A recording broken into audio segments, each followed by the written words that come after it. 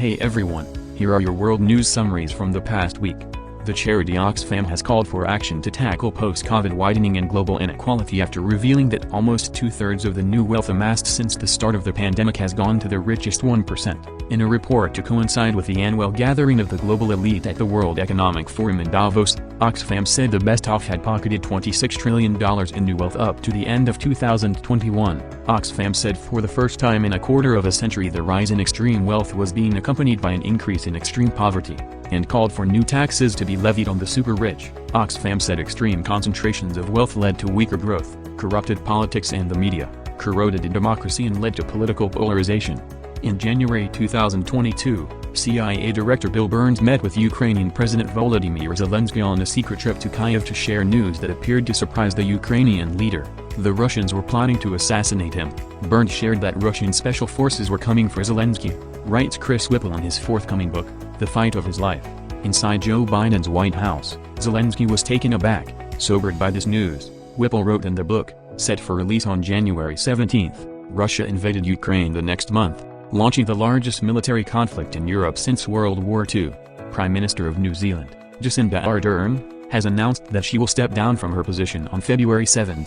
She said that she had hoped to find the energy and heart to continue in the role over the summer, but I have not been able to do that. A caucus vote will occur on Sunday for a new party leader and new prime minister. Ardern said she was not leaving because it was hard. She said there was no secret scandal behind her resignation and that she is leaving because she believes her team is well placed to take the country forward and contest the next election.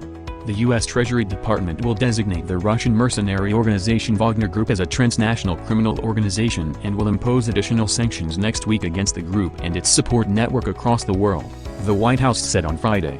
The sanctions are in response to the group's ongoing pattern of serious criminal activity, including its deployment of around 50,000 fighters to Ukraine. The U.S. has also released newly declassified photos of Russian rail cars traveling from Russia to North Korea and back in November, in what the U.S. believes was the initial delivery of infantry rockets and missiles for use by the mercenary organization in Ukraine.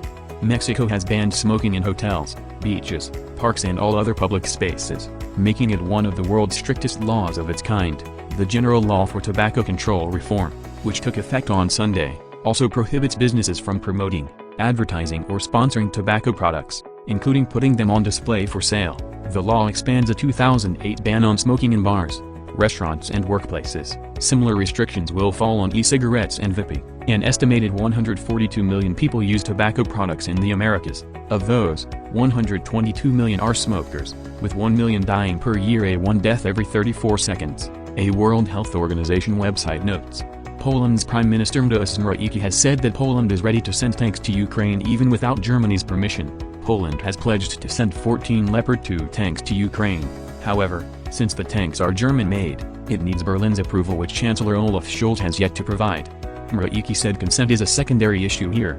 We will either get this agreement quickly, or we will do the right thing ourselves. Several of Germany's European allies have been asking Berlin to approve the re-export of its Leopard 2 tanks to Ukraine, but the German government is waiting on the United States to make the first move.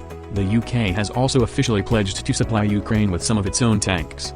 That was this week's World News Summaries. See you again next week.